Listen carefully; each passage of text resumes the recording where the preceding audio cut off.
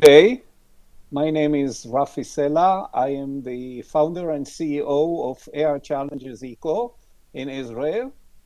And we have developed a unique system that actually takes all the waste and turns it into energy. Um, the biggest advantage of our system is basically the competing rates that we can offer our customers. First of all, we are the lowest waste processing fees on the industry, which sometimes is called gate fees. We can share a very low power system, which is about 10 to 11 cents per kilowatt hour. We are the only ones in the world who can actually process all the waste. And by all the waste, I mean everything besides hazardous, which has to go to a different place. And of course, C&D, construction and demolition, which is treated differently. But we can use sludge from wastewaters, we can use biomedical from hospitals and so on. We take all the waste, we process it in a patented way, and we have therefore zero waste to landfill. So all the waste is turned into what we call SRF, which is then gasified, not into gas, but into hot air, very hot air, between 1,000 and 1,200 degrees hot, clean air. That hot air is being directly inserted into a hot gas turbine, which is called EFGT, which is external fired gas turbine, which we have patented together with Caterpillar. And therefore, we can actually offer the highest energy rates in the industry. So basically, what we do is we use what is called CHP. CHP means combined heat and power. We take the energy to the turbine, from the turbine to a steam turbine, and from the steam turbine to what is called an ORC, organic cycle turbine. And at the end, we can actually perform up to 42% efficiency, which is about 150% more than our competition. Because we have hot air, we can actually store the hot air in mobile containers, and therefore we can distribute the energy. We don't need the grid, which is probably the most advanced feature of all. And our latest development is that we can replace storage in solar and wind. Storage in solar and wind actually takes the amount that the solar and wind farm can produce and reduces it, so part of it is stored so it can be reinserted into the grid when there is no sun or wind.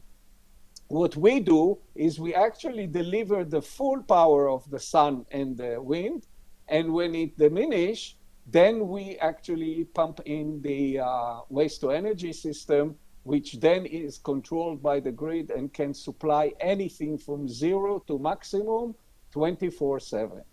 This actually provides also emergency, and also in cases where there is no wind or there is overcast and no sun.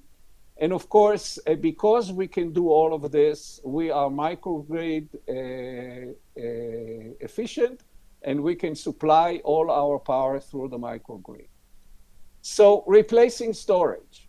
Replacing storage means that instead of storing solar or wind energy, we can actually plug into the grid and not actually at the place of the solar or the wind farm. As long as we use the same grid, we can actually supply to the grid what is missing from the solar and wind and give the grid a complete compliance with efficiency on one hand and power efficiency on the other hand. We have developed these hot air turbines, and we are about to launch a new system which will replace the diesel engine in locomotives.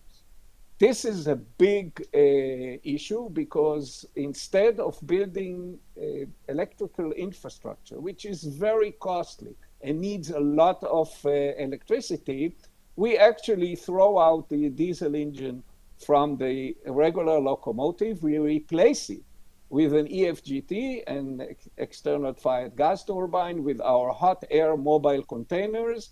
And all there is needed is that the train has an extra car which stores that container that can feed the turbine, and the locomotive becomes completely electric. And what is more important, it is deadly pollution free. In other words, it's the complete green electrical operation of trains all over the world. Our applications are endless. We have developed special systems for hotels and hospitals.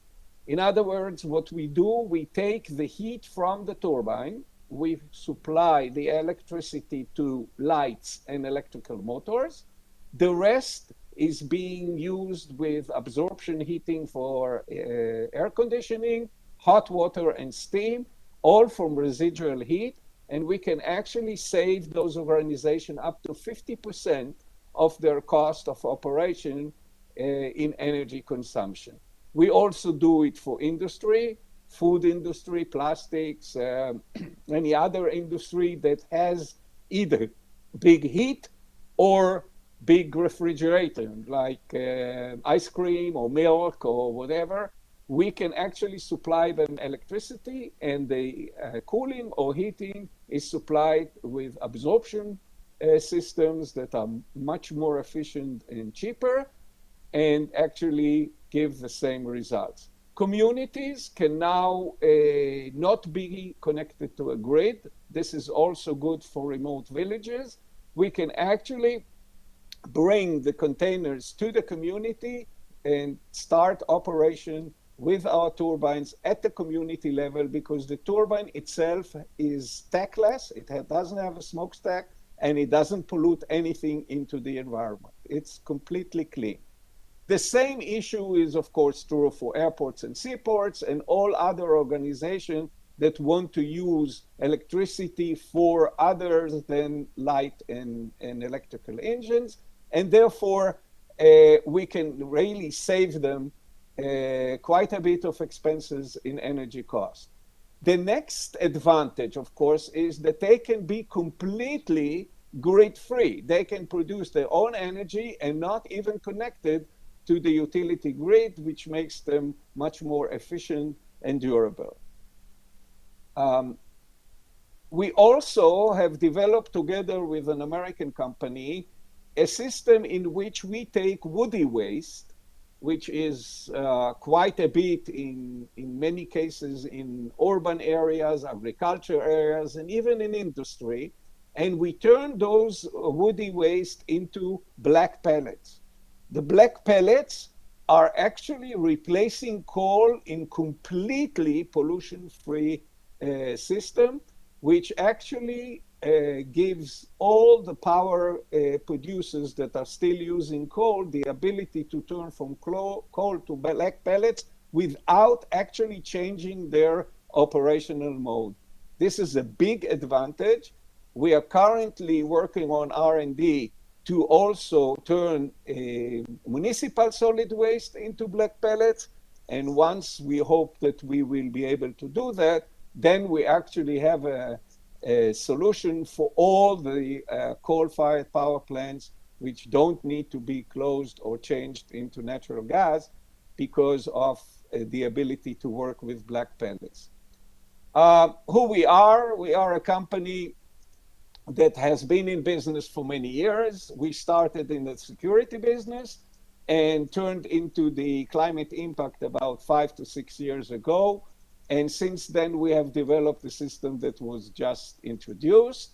Our major key players are, of course, myself, Abram Tene, who is probably one of the 3 best engineers who are working with water purification.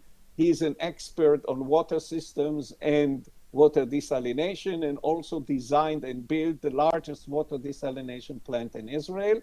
Musa Greenberg, who is Israel's #1 waste management person, who has built very advanced landfills, and of course later on changed it into waste management systems. Eldad Waxman is a logistics expert. He managed the largest port in Israel, which is the Ashdod port, and now actually is an advisor to the Chinese port system in Shanghai and in Israel, the new port that is built in Haifa.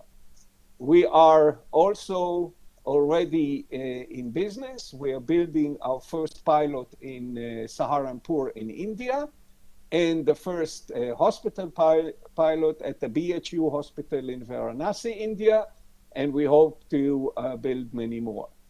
Thank you.